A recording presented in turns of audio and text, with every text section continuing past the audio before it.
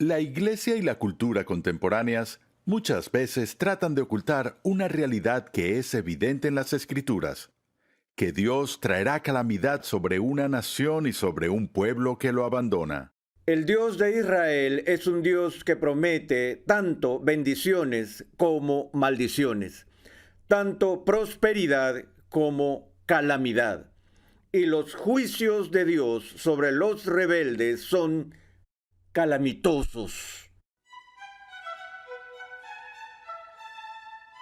Gracias por acompañarnos en una entrega más de Renovando tu Mente con el Dr. R.C. Sproul.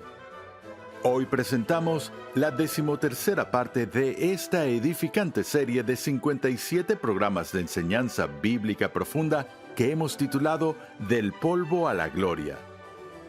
El libro de Jueces es un libro emocionante y lleno de acción. Relata las historias de heroicos hombres y mujeres de Dios que liberaron a los israelitas de sus enemigos. En el programa de hoy hablaremos sobre el período y los temas del libro de Jueces. Regresemos al aula de clases con el Dr. R.C. Sproul en la voz de Pepe Mendoza. Recuerdo que cuando era estudiante universitario durante el verano, trabajaba como consejero en un campamento de niños judíos. Y era muy celoso al comunicar las escrituras a mis campistas, pero estaba también limitado por los encargados del campamento en cuanto a lo que podía decir.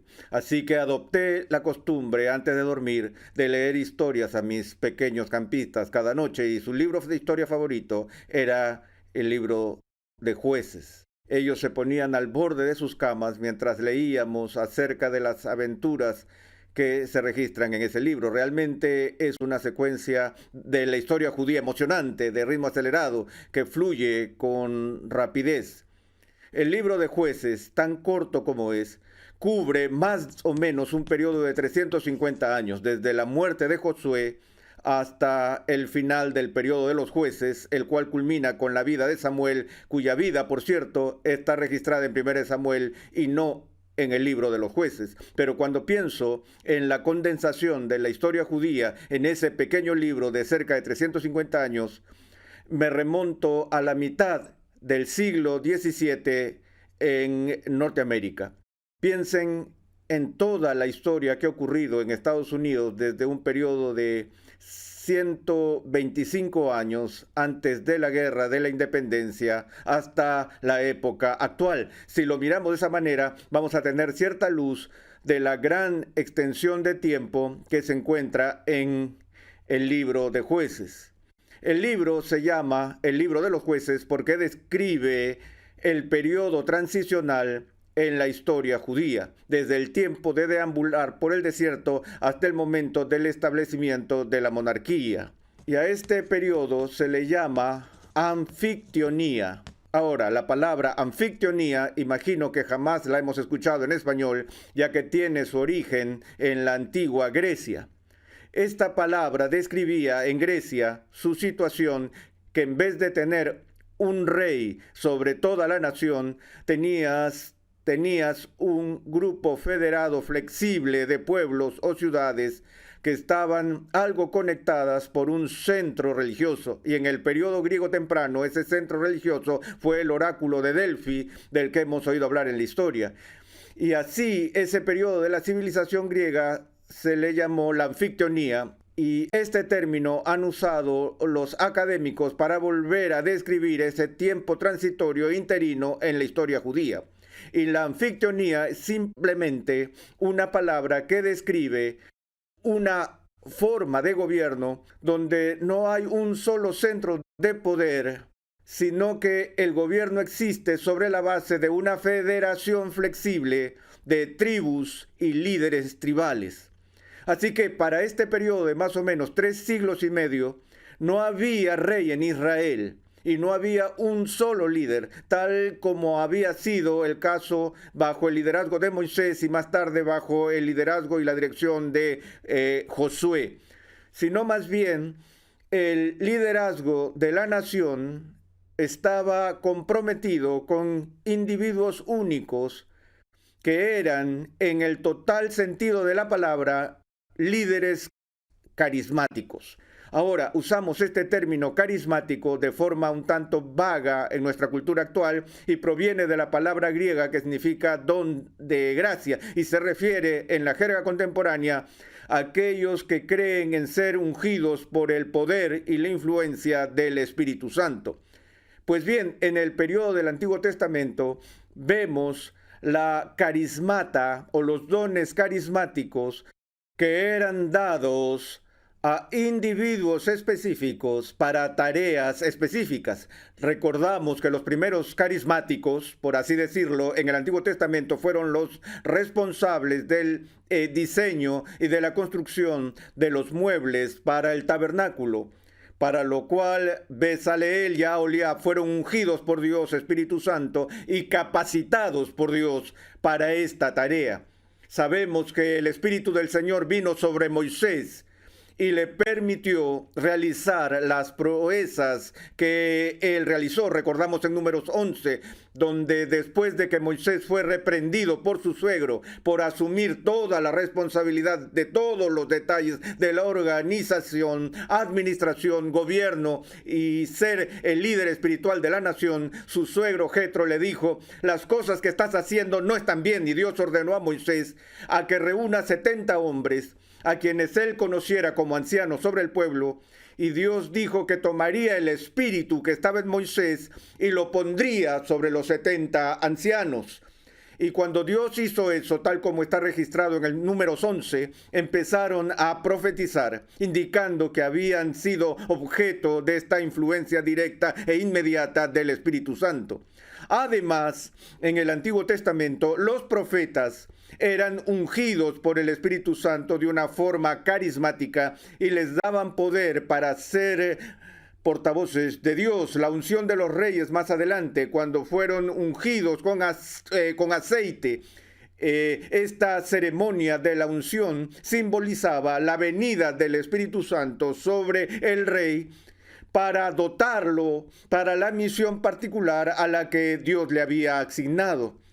Entonces, lo que tenemos ahora durante este periodo de federación tribal en el libro de Jueces es el registro de individuos excepcionales que en tiempos de crisis son levantados por Dios y facultados por el Espíritu Santo para realizar las grandes hazañas y tareas que llevaron a cabo. Pensamos, por ejemplo, que quizás el más famoso de los jueces en términos de ser carismáticamente dotado por Dios para grandes hazañas fue Sansón. Pensamos en Sansón y su pelo y la historia con Dalila y todo eso, y su fuerza hercúlea con la que derribó el templo filisteo y mató a todas estas personas con la quijada de un asno, y estas hazañas que no tenían paralelo en la historia judía, pero lo hizo bajo el poder del Espíritu Santo. Ahora bien, hay un patrón que se nos presenta en el libro de los jueces que creo que es muy importante que lo comprendamos, y porque es muy ilustrativo e instructivo, no solo de este periodo de la historia judía, sino de toda la historia del Antiguo Testamento e incluso podríamos decir de toda la historia de la redención. Y ese patrón se observa en un estribillo que aparece una y otra vez en el libro de Jueces, y empieza así: entonces los israelitas hicieron lo malo ante los ojos del Señor. Y después de leer este nefasto prefacio, vemos que Dios levantaría a los enemigos de Israel y los usaría como una herramienta de castigo contra su propio pueblo. Dios levantaría a los madianitas, o a los filisteos, o a las amalecitas, y quien sea. Y estas naciones, estos pueblos paganos, vendrían y oprimirían a los judíos.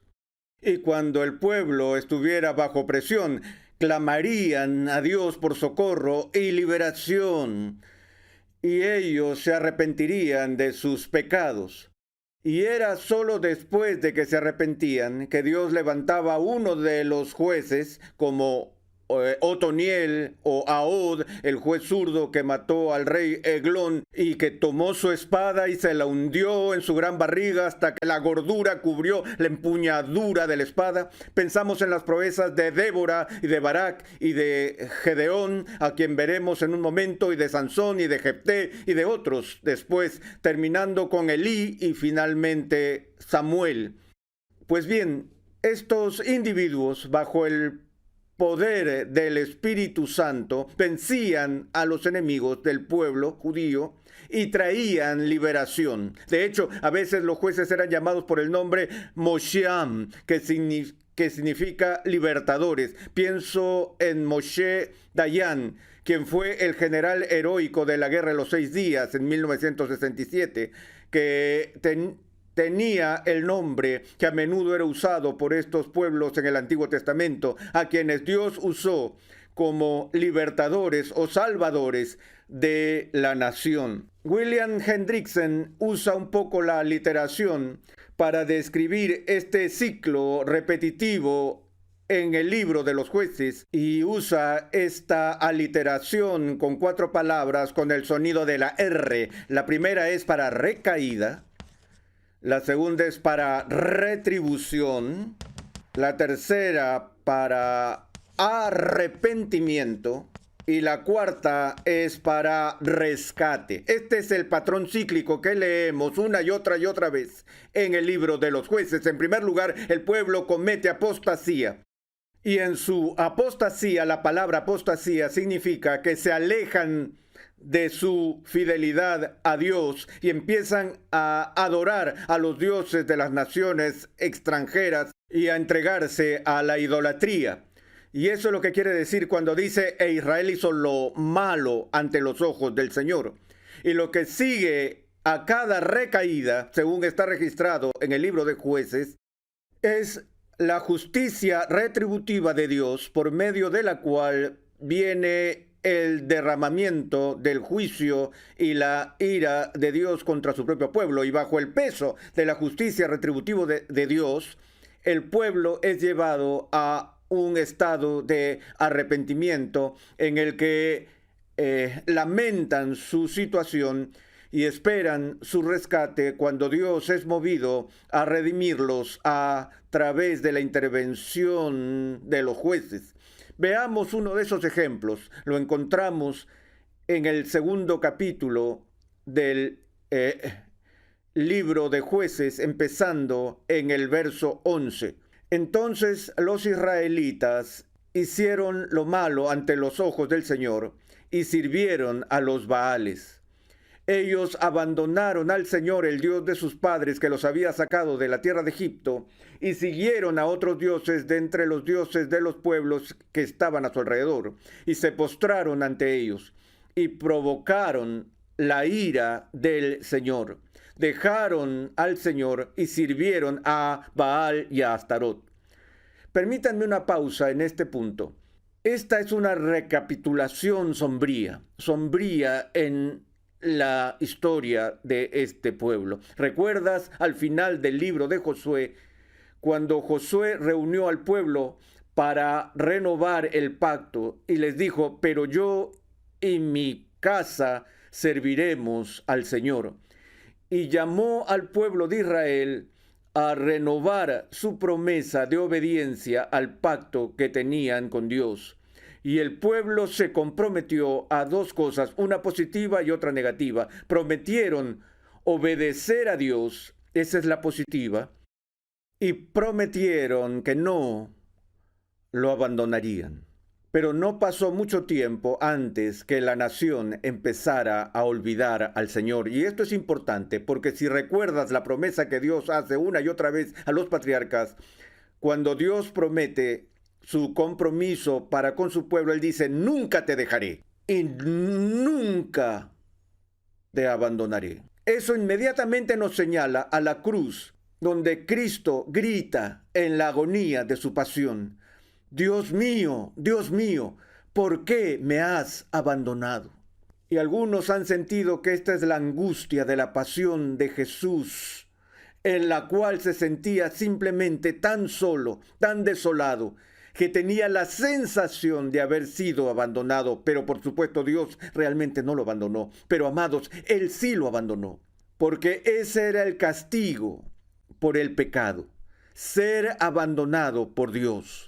Y para que seamos redimidos, debemos ser librados del abandono divino. Y para que eso suceda, Cristo tuvo que asumir sobre sí el verdadero abandono. Ahora, finalmente, Él no fue abandonado porque Dios lo levantó de los muertos y, como dice el libro de Hechos, era imposible que la muerte lo retuviera, porque era imposible que el Padre abandonara a su Hijo por mucho tiempo. Pero toda la idea del abandono es un tema muy importante en la Escritura, que la promesa del pacto de Dios para aquellos que están en una relación con Él es: nunca te dejaré y nunca te abandonaré. Y el libro de Jueces da testimonio de que aunque Dios castiga a su pueblo, está castigando a sus hijos, a quienes ama. Y aunque se sientan abandonados por un tiempo, Dios no los abandona a ellos. Sin embargo, el registro es que el pueblo sí lo abandonó. Esa es la gran diferencia entre el Dios de Israel y el Dios del pacto y su pueblo. Dios no nos abandona, pero estamos inclinados a abandonarlo. Y otra vez, lo que provoca aquí el abandono de Dios en este libro es el gran deseo del pueblo judío de ser como sus vecinos. Dios los había llamado a no conformarse. Dios los había llamado a ser una nación santa. Dios los había llamado a ser santos y a huir de la idolatría. Pero eso era impopular en esos días. Y es impopular hoy también. Sin embargo, vemos este ciclo que se produce cuando el pueblo hacía lo correcto ante sus propios ojos, abandonaron la ley de Dios y comenzaron a imitar las prácticas de sus vecinos paganos. Y ese ciclo no dura simplemente 350 años. Ese es el ciclo que el pueblo de Dios ha vuelto a vivir una y otra vez a través de la historia de la iglesia. Leemos entonces en el versículo 14 que se encendió la ira del Señor contra Israel y los entregó en manos de los saqueadores que los despojaron. Los vendió en manos de sus enemigos por todas partes, de modo que ya no pudieron enfrentarse a sus enemigos. Y cada vez que salían, la mano del Señor estaba contra ellos para mal, tal como el Señor había dicho y como el Señor les había jurado a ellos, y se angustiaron en gran manera. El Dios de Israel es un Dios que promete tanto bendiciones como maldiciones, tanto prosperidad como calamidad. Y los juicios de Dios sobre los rebeldes son calamitosos. Tenemos la tendencia a tener una Biblia expurgada en la vida de la iglesia hoy en día, donde queremos eliminar estas cosas que son un patrón recurrente de las acciones de Dios y que Dios traerá calamidad sobre una nación y sobre un pueblo que lo abandona. Sin embargo, leemos en el versículo 16: entonces el Señor levantó jueces que los libraron de la mano de los que los saqueaban, pero no escucharon a sus jueces, sino que se prostituyeron con otros dioses y se inclinaron ante ellos. Se apartaron pronto del camino en que sus padres habían andado en obediencia a los mandamientos del Señor. No hicieron como sus padres. Y cuando el Señor les levantó jueces, el Señor estaba con el juez y los libraba de manos de sus enemigos todos los días del juez, porque el Señor se compadecía por el gemido a causa de los que los oprimían y afligían. Pero este pasaje que acabo de leer se repite tantas veces como el estribillo de una canción en este libro. De nuevo, recaída, retribución, arrepentimiento y rescate. Ahora, el carácter y el perfil de cada uno de los jueces que se describen aquí en este libro es un estudio fascinante de individuos piadosos. Pero en el breve tiempo que nos queda, quiero que presten atención a uno de ellos que creo que es particularmente excepcional y uno de mis favoritos, Gedeón. Nos encontramos con Gedeón en el capítulo 6 de Jueces, y el sexto capítulo empieza con estas palabras: los hijos de Israel hicieron lo malo ante los ojos del Señor, y el Señor los entregó en manos de Madián. Luego, en el verso 11, el ángel del Señor vino a Gedeón, y el ángel del Señor se le apareció y le dijo: el Señor está contigo, oh valiente guerrero. Imagina eso como un saludo, como el ángel que fue enviado a María posteriormente con este saludo. Aquí el saludo de Gedeón, quien es simplemente un agricultor, no es un soldado, y Dios le habla a través de este ángel y le llama valiente guerrero.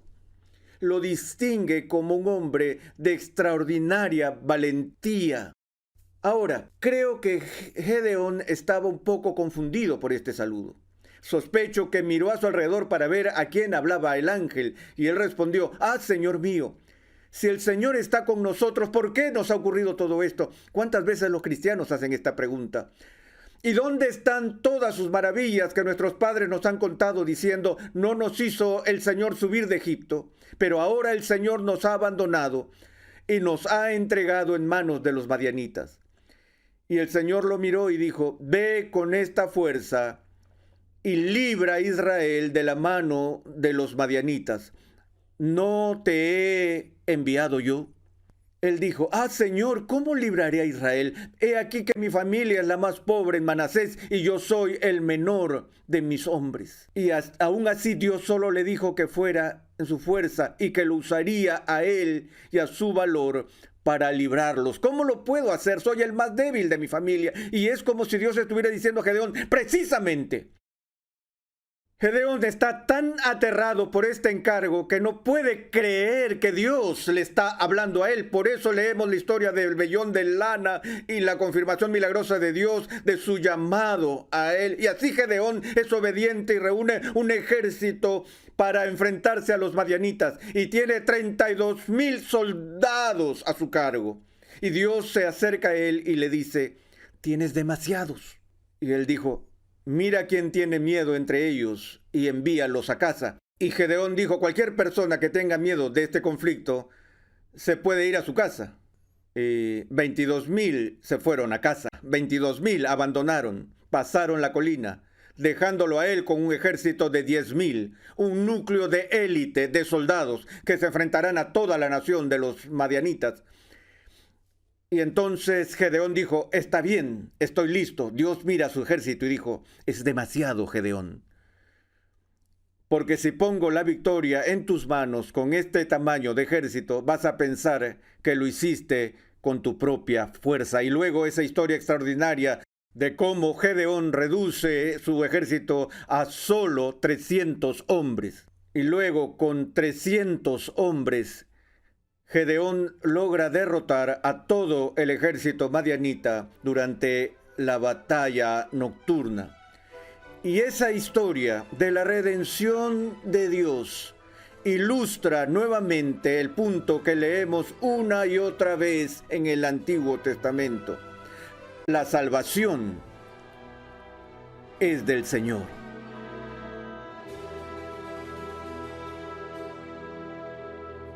Hoy hemos visto cómo mientras la idolatría y la apostasía compiten con el pacto de Dios por los corazones de su pueblo, los jueces traen liderazgo y victoria en una época en que Israel no tenía rey. Su comisión divina revela el compromiso de Dios con el pacto y con Israel, incluso cuando su pueblo se alejaba de él. Dios nunca rompe su promesa y es fiel a su pueblo y al pacto. La historia corrupta de la monarquía de Israel es la triste consecuencia de la rebelión de Israel contra su divino Rey. En la siguiente entrega de esta serie, el Dr. Sproul discute el primer libro de Samuel. Gracias una vez más por la sintonía en el día de hoy. Te invitamos a visitar nuestra página web renovandotumente.org, donde podrás descargar gratuitamente la guía de estudio de la serie de hoy. Allí, además, encontrarás una amplia variedad de recursos, tales como episodios pasados, artículos y contenido multimedia, con la finalidad de cumplir con nuestra misión de proclamar, enseñar y defender la santidad de Dios en toda su plenitud a tantas personas como sea posible. Para contactarnos, por favor, envíanos un correo electrónico a programa@renovandotumente.org con tus preguntas, testimonios y comentarios. Renovando tu Mente es una producción de los Ministerios Ligonier, la confraternidad de enseñanza del Dr. R.C. Sproul. Nuestra misión, pasión y propósito es ayudar a las personas a crecer en su conocimiento de Dios y su santidad. Te invitamos a sintonizarnos nuevamente en esta misma emisora y en este mismo horario y a unirte a nuestra comunidad virtual en las redes sociales.